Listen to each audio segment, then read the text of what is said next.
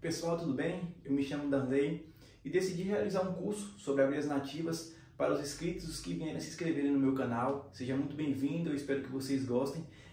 Estamos na aula 1 e nós vamos trabalhar aí desde os aspectos gerais das abelhas, afunilando aí principalmente para os grupos de abelhas nativas sociais, né? Que é alvo de criadores, tanto da parte aí econômica como também por hobbyistas e que gostam aí da natureza. Beleza? Então acompanhe os próximos vídeos para a gente ter aí um trabalho bem desenvolvido. Bem, pessoal, quando ouvimos falar de abelhas, geralmente lembramos imediatamente das abelhas italianas e africanizadas, não é mesmo? Que são abelhas que foram inseridas no nosso país pela sua alta produção de mel. E também conhecemos elas pelo seu doloroso ferrão, né? Muitas das vezes a gente tem medo. Quem nunca teve medo aí de levar uma picada dessas abelhas ou já levou e sabe o quão doloroso é, né? Então ela é bem difundida e bem disseminado o conhecimento dessas abelhas. Só que, pessoal, se tratando de abelhas de forma geral, existem mais de 20 mil espécies no mundo, né? E a maioria dessas espécies elas não formam colônias, são conhecidas como abelhas solitárias. E essas abelhas apresentam os mais diferenciados aspectos, né, de cores, padrões de cores bem diferenciados, como podemos evidenciar na imagem aqui. Essa é uma espécie de abelha solitária da família Euglossini, né? Seu formato, tamanho, bem variado também. Aqui vemos alguns exemplos que eu trouxe para vocês. A gente vê também, né, que ao contrário de espécies sem ferrão, elas também apresentam uma grande quantidade de pelos em muitos grupos. E se tratando de abelhas a nível de Brasil, pessoal, nós percebemos que nós temos uma riqueza que pouco se conhece pela maioria das pessoas, né?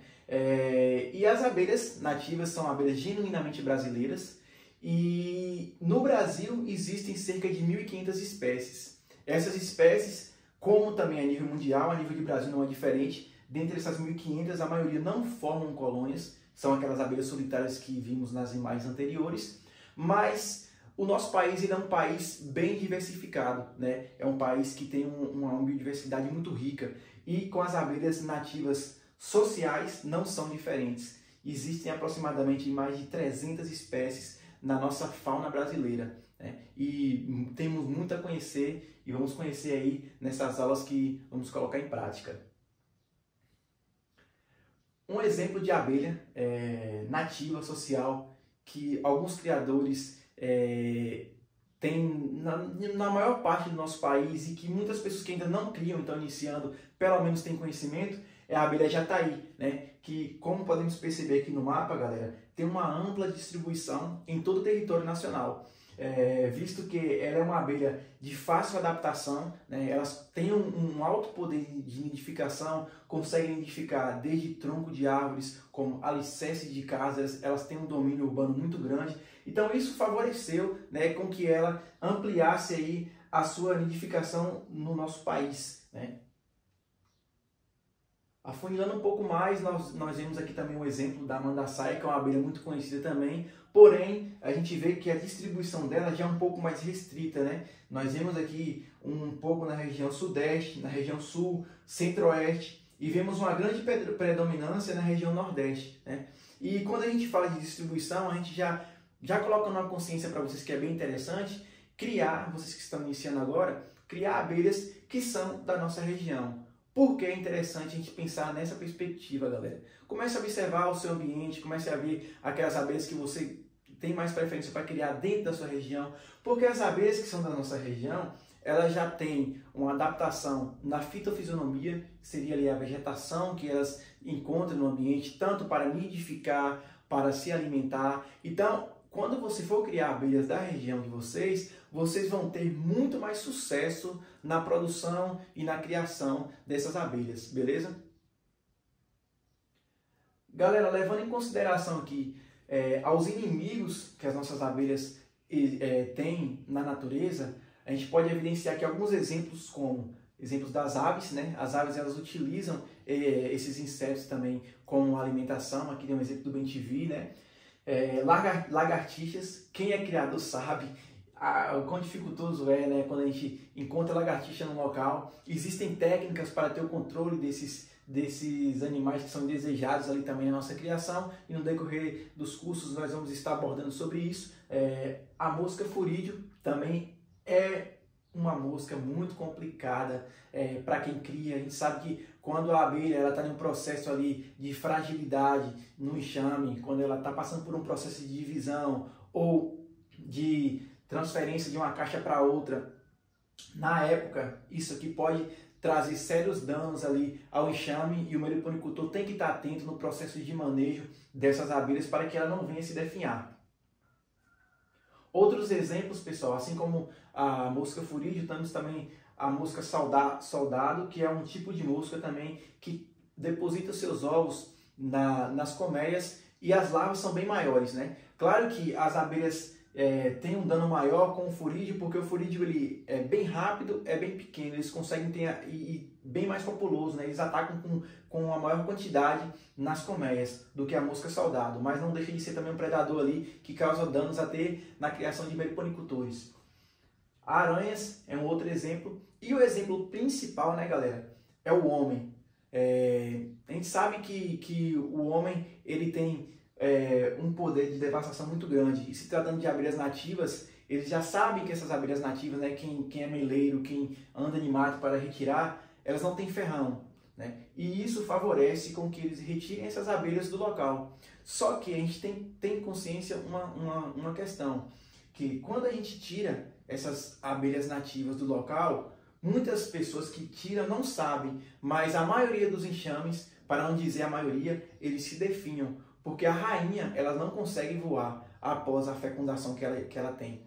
A asa com relação ao abdômen dela não faz com que o voo seja alçado. Então, ao contrário das abelhas de origem africana e italiana, que a rainha consegue alçar voo, as abelhas nativas não têm essa capacidade. E quando o meleiro vai lá e faz essa retirada de mel, né, uma retirada irrisória simplesmente para estar ali consumindo uma pequena quantidade de alimento, vai consigo também a definhação do enxame. E isso nós temos aí um prejuízo muito grande, já que essas abelhas têm um comportamento muito importante na polinização das nossas plantas silvestres, não é mesmo?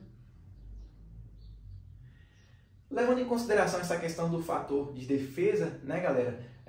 Alguns mecanismos de defesa das abelhas nativas existem sim, né? É claro que não são tão eficientes como um ferrão de uma abelha de origem europeia ou africana, né? Mas existem comportamentos no longo da evolução. Essas abelhas ganharam aí características para conseguir se defender dos predadores, né? De predadores ali indesejados. Então elas têm alguma forma de defesa.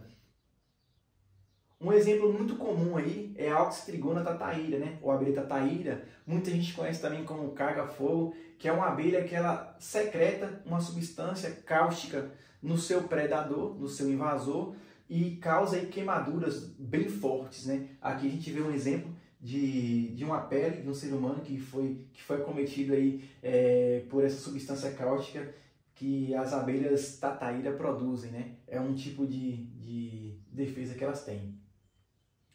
Uma outra espécie que traz... Outra espécie, não, na verdade, na maioria dos grupos, eles têm esses mecanismos de defesa. Só que eu dei ênfase aqui aos grupos das escapotrigonas, porque são abelhas bem defensivas, né? E elas acabam liberando um certo grude no cabelo das pessoas, né? Elas têm esse comportamento de ir em locais mais sensíveis do nosso corpo, como as pálpebras, os cílios, o cabelo. Então, as escapotrigonas são exemplos bem eficientes, né, de defesa, né, com relação a isso. A sua mandíbula forte também favorece com que os predadores sejam afastados, uma vez que eles acabam mordiscando ali, né, aquelas regiões mais sensíveis, fazendo com que o predador eles saiam, né? Vamos lembrar, pessoal, como eu disse anteriormente, esse grupo ele é um grupo muito forte. A abelha canudo, a abelha mandaguari são espécies aí que têm esse poder defensivo muito maior do que outras abelhas. Mas ao decorrer da evolução, essas abelhas nativas elas têm essa mandíbula forte, algumas resinas de plantas elas colocam, secretam ali na pessoa, né?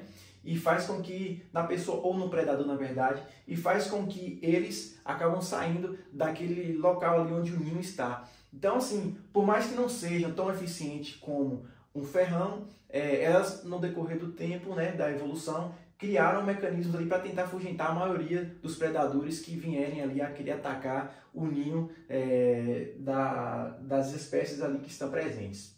Bem, galera, a primeira aula que tivemos é uma aula bem introdutória mesmo. Nós vamos aí aprofundar um pouco em temas mais complexos no decorrer do curso. Eu espero que vocês tenham gostado, se inscrevam no canal e tamo junto, viu? Valeu!